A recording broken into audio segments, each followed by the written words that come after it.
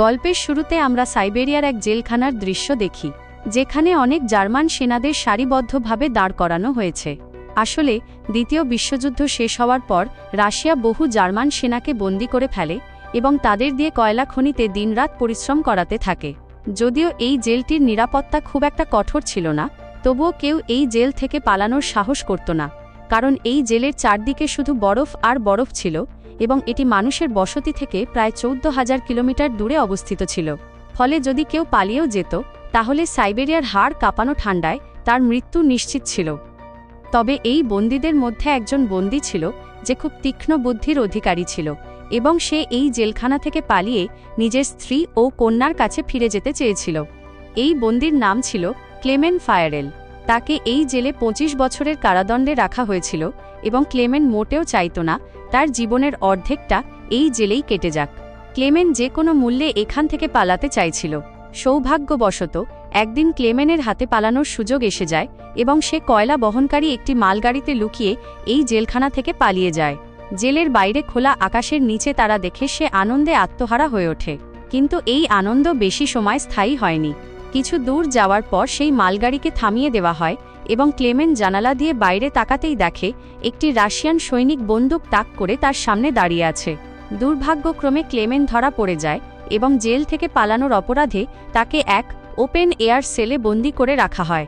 প্রচণ্ড ঠান্ডা ছিল এবং রাতে হওয়া বৃষ্টির কারণে ক্লেমেনের শারীরিক অবস্থা আরও খারাপ হয়ে যায়।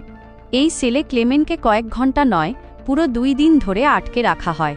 তারপর তৃতীয় দিন সকালে জেলের ওয়ার্ডেন আসে, তাকে সেল থেকে বের করে আনে এবং কোনো নির্যাতন না করে শুধু এটুকু বলে, তোমার বন্ধুরা অধীর আগ্রহে তোমার জন্য অপেক্ষা করছে। এরপর ক্লেমেন যখন তার অন্যান্য বন্দীসঙ্গীদের কাছে যায়, তখন দেখে তারা সবাই লাঠি ও ডান্ডা হাতে তার জন্য অপেক্ষা করছে।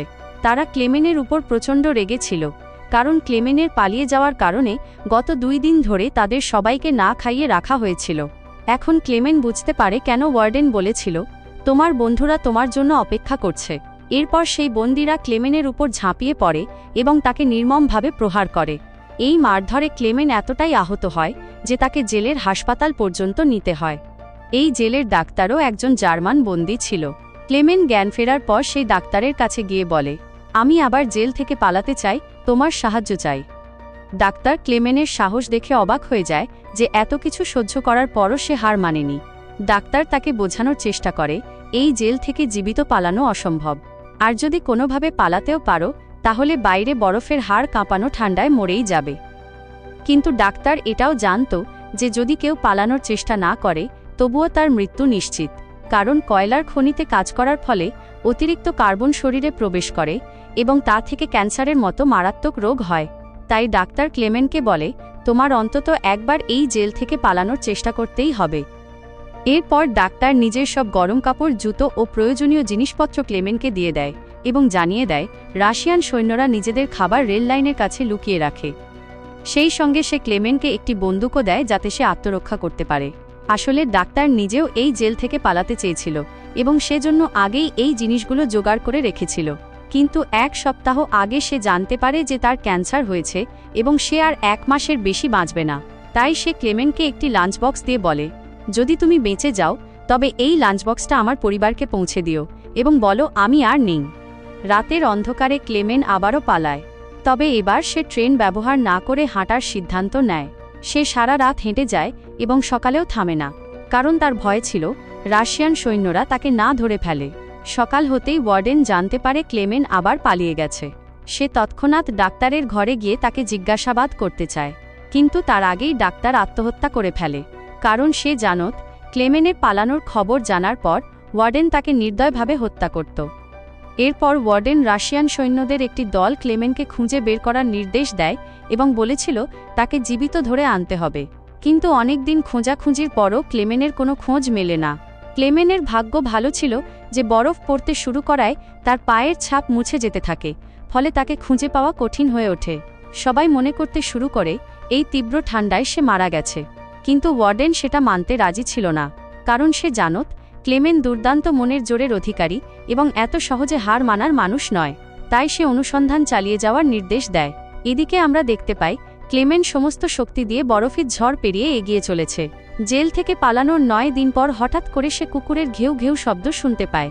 পেছনে ফিরে তাকাতেই দেখে একটি স্লেজ, বরফের উপর চলা গাড়ি, তার দিকে আসছে।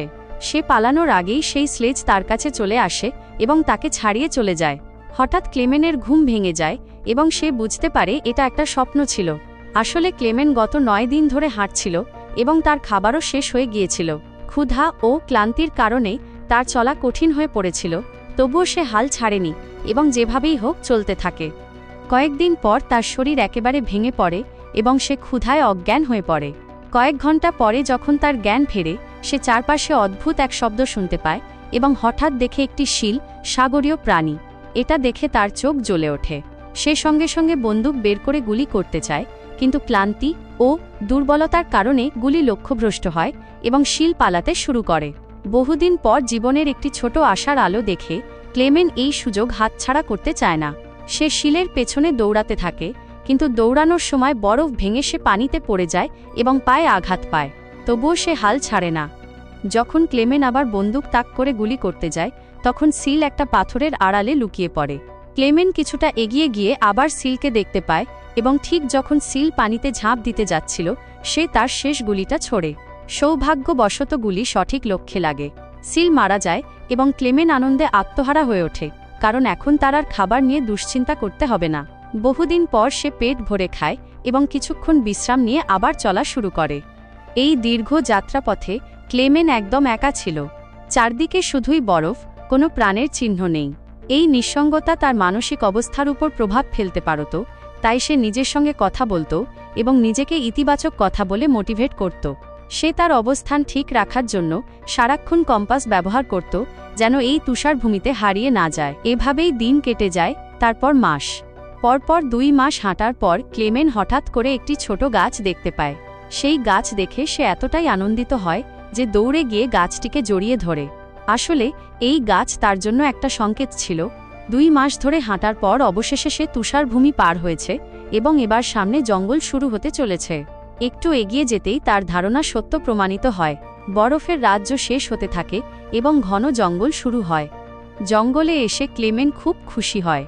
সে কাঠ কেটে আগুন জ্বালায় এবং বহু মাস পর শান্তিতে ঘুমায়। কিন্তু পরদিন তার জন্য শান্তির হবে না, সেটা তখনও অজানা। অন্যদিকে ওয়ার্ডেন এখনও ক্লেমেনের খোঁজে আছে। সে তার অনুসন্ধানকারী দলকে 500 কিলোমিটারের মধ্যে তল্লাশি চালানোর নির্দেশ দেয়। এদিকে ক্লেমেন জঙ্গলের মধ্য দিয়ে হাঁটতে হাঁটতে এগিয়ে যায়। হঠাৎ এক তীব্র তুষারঝড় শুরু হয়। ঝড় এতটাই তীব্র ছিল যে বড় বড় গাছও উপড়ে পড়তে শুরু করে। ঠিক তখনই একটি বিশাল গাছ তার উপর পড়ে যায়।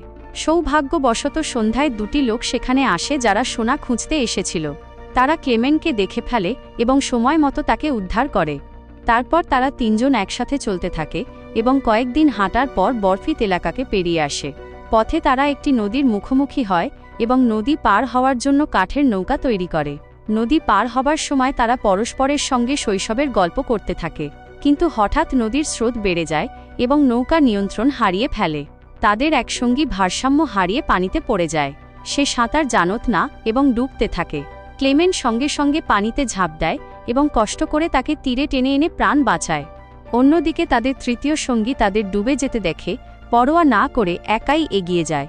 সে ছিল লোভী প্রকৃতির এবং ভেবেছিল তারা বোধহয় মারা গেছে, তাই সে মৃত বন্ধুর সোনাও নিজের করে নেয়। কিছুক্ষণ পর ক্লেমেন ও বাঁচা লোকটি টেন্টে পৌঁছালে সে তার বন্ধুর বিশ্বাসঘাতকতায় ক্ষুব্ধ হয়ে যায় এবং তাকে গুলি করে মেরে ফেলে। তারপর ক্লেমেন ও তার সঙ্গী আবার যাত্রা শুরু করে।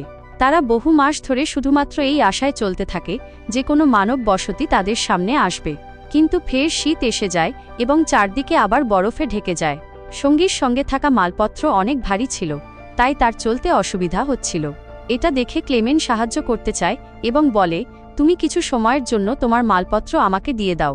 কিন্তু সঙ্গী সন্দেহ করে যে ক্লেমেন বুঝি তার সোনা চুরি করতে চায়, তাই সে ক্লেমেনের উপর আক্রমণ করে এবং তাকে ঠেলে ফেলে দেয়। ক্লেমেন অজ্ঞান হয়ে যায়। কিছুক্ষণ পর জ্ঞান ফিরে পেয়ে সে দেখে এক দল নেকড়ে তার দিকে এগিয়ে আসছে। জীবন বাঁচাতে সে একটি গাছে উঠতে চায়, কিন্তু গাছে ওঠার সময় একটি নেকড়ে তার পা কামড়ে ধরে। দুর্ভাগ্যক্রমে গাছটি দুর্বল ছিল এবং মাঝখান থেকে ভেঙে যায়। ক্লেমেন নিচে পড়ে যায়।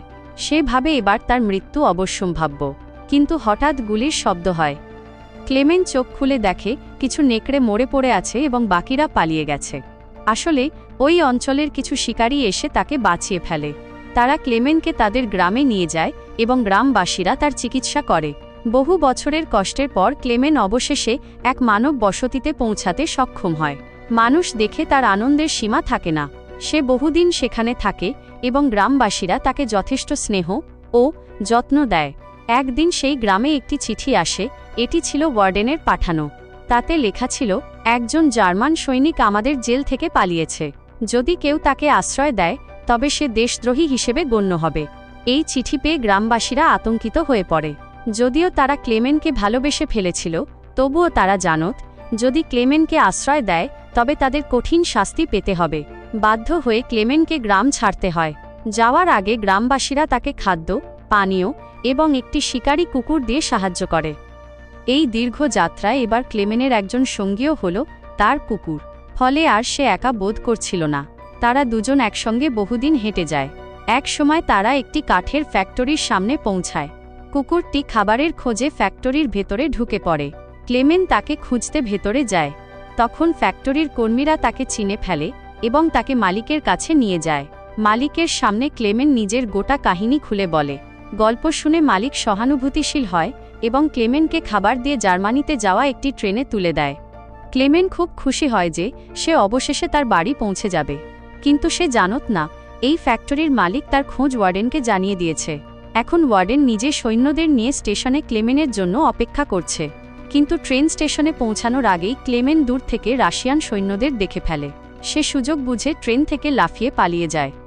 কিন্তু দুর্ভাগ্যবশত সৈন্যরা তাকে দেখে ফেলে এবং পিছু ধাওয়া করে। ক্লেমেন দ্রুত রেললাইন পার হতে থাকে, কিন্তু হঠাৎ কোথা থেকে যেন ওয়ার্ডেন তার সামনে এসে দাঁড়ায়। এটা দেখে ক্লেমেনের বুক কেঁপে ওঠে। তার মনে হয় এত বছরের কষ্ট এবার বৃথা যেতে বসেছে। ঠিক তখনই তার কুকুরটি ঝাঁপিয়ে পড়ে ওয়ার্ডেনের উপর এবং তাকে কামড়ে ধরে। এই সুযোগে ক্লেমেন আবার দৌড়ে পালায়। কিন্তু হঠাৎ গুলির শব্দ হয়। ক্লেমেন পেছনে ফিরে তাকিয়ে দেখে তার কুকুরটি মারা পড়েছে। এই দৃশ্য দেখে সে গভীর দুঃখ পায়, তবুও সে থামে না এবং সমস্ত শক্তি দিয়ে দৌড়ে চলতে থাকে। সে একটি ব্রিজে ওঠে এবং নিচে চলতে থাকা ট্রেনের উপর ঝাঁপ দেয়। এইভাবে সে আবার একবার ওয়ার্ডেনের হাত থেকে রেহাই পায়। দিন যায়, মাস যায়। এভাবেই ক্লেমেন ধীরে ধীরে তার যাত্রায় এগিয়ে চলতে থাকে। অবশেষে 1952 সাল আসে। ক্লেমেন তখন সেন্ট্রাল এশিয়ায় একটি গ্রামীণ মেলায় ঘুরে বেড়াচ্ছিল। মেলায় সে বিভিন্ন খাবার দেখে। তার খিদে পায়, কিন্তু তার কাছে কোনো টাকা ছিল না। তাই মন খারাপ করে সে এগিয়ে যেতে থাকে। ঠিক তখন তার চোখ পড়ে দুই তরুণী মেয়ের উপর যারা প্যানকেক বিক্রি করছিল। ক্লেমেনের খুব ইচ্ছা ছিল প্যানকেক খাওয়ার, কিন্তু তার কাছে 1 টাকাও ছিল না। হতাশ হয়ে সে চলে যেতে থাকে। কিন্তু হঠাৎ একটি মেয়ে তার প্রতি সহানুভূতিশীল হয় এবং একটি প্যানকেক ছিঁড়ে তাকে দিয়ে দেয়। প্রথমে ক্লেমেন একটু অপ্রস্তুত হয়, তারপর ধন্যবাদ জানিয়ে প্যানকেকটি খেয়ে ফেলে। এই দৃশ্য একজন বয়স্ক মানুষ লক্ষ্য করে। এরপর ক্লেমেন একটি গির্জায় যায় এবং সেই লোকটিও তার পেছন পেছন গির্জায় চলে আসে। আসলে সেই লোকটিও একসময় একজন বন্দী ছিল, তাই সে ক্লেমেনকে পুলিশের হাতে তুলে দেয়নি, বরং সাহায্য করতে চায়। সে ক্লেমেনকে নিজের বাড়িতে নিয়ে যায়। সেখানে ক্লেমেন অনেক বছর পর শেভ করে এবং নিজের পুরনো চেহারায় ফিরে আসে। পরে সেই লোকটি ক্লেমেনকে একটি জাল পাসপোর্ট দেয়, যাতে সে রাশিয়া পার হয়ে জার্মানিতে পৌঁছাতে পারে। ক্লেমেন খুব খুশি হয় এবং কৃতজ্ঞতা জানায়। কিছুদিন পরে ক্লেমেন রাশিয়ার সীমান্তে পৌঁছে যায় এবং সেখানে কর্তব্যরত রাশিয়ান সৈন্যকে তার পাসপোর্ট দেখায়। ক্লেমেনের ভিতরে ভয় ছিল যে সৈন্যটি তাকে চিনে ফেলবে কিংবা পাসপোর্টটি ভুয়া ধরে ফেলবে। কিন্তু ভাগ্য সহায় ছিল, সৈন্য কিছু না বলেই তাকে সীমান্ত পার হওয়ার অনুমতি দিয়ে দেয়। এটা দেখে ক্লেমেনের আনন্দের সীমা থাকে না, সে হেসে ওঠে। অবশেষে ক্লেমেন সেই ব্রিজে পৌঁছে যায়, যা পার হলেই সে তার নিজের দেশ জার্মানিতে ঢুকে যাবে। ঠিক তখনই হঠাৎ এক তীব্র আলো তার চোখে পড়ে এবং সে দেখে ওয়ার্ডেন তার সামনে দাঁড়িয়ে আছে। ক্লেমেন পেছনে তাকিয়ে দেখে সে এখনও রাশিয়ার মাটিতে দাঁড়িয়ে আছে, মানে ওয়ার্ডেন তাকে এখানেই ধরতে পারে। ক্লেমেনের মন ভেঙে যায়। এত বছরের সংগ্রাম বুঝি বৃথা যাবে। কিন্তু হঠাৎ এমন কিছু ঘটে যা ক্লেমেন নিজেও কল্পনা করেনি। ওয়ার্ডেন তাকে রাস্তা ছেড়ে দেয় এবং বলেছে, এটা ছিল শুধু দুজন সৈনিকের যুদ্ধ, এক আমি আর এক তুমি, এবং এই যুদ্ধে তুমি জিতেছ। যাও, নিজের জীবনটা এখন ভালো করে বাঁচো। অবশেষে ক্লেমেন সেই সীমান্ত পার করে এবং তার দেশ জার্মানিতে পৌঁছে যায়। এরপর সে নিজের বাড়ির দিকে এগিয়ে যায়। কিছুক্ষণ পর সে তার স্ত্রী ও কন্যাকে দেখে। তারা দুজনে গির্জায় যাওয়ার জন্য বাড়ি থেকে বের হয়। ক্লেমেন চুপি চুপি তাদের অনুসরণ করে গির্জায় যায়। ক্লেমেন এখনও পর্যন্ত তার মেয়েকে ডাকেনি, কারণ সে জানত তার মেয়ে সবসময় আশায় ছিল একদিন তার বাবা ফিরবে। গির্জার ভেতরে যখন মেয়েটি পেছনে ফিরে তাকায়, তখন সে এক ঝলকে তার বাবাকে চিনে ফেলে এবং দৌড়ে গিয়ে তাকে জড়িয়ে ধরে। বহু বছর পর ক্লেমেনকে জীবিত দেখে তার স্ত্রী চোখে পানি নিয়ে তাকে জড়িয়ে ধরে। তারা তিনজন একে অপরকে আলিঙ্গন করে। আর এভাবেই বাস্তব ঘটনার উপর ভিত্তি করে তৈরি এই ছবির সমাপ্তি হয়।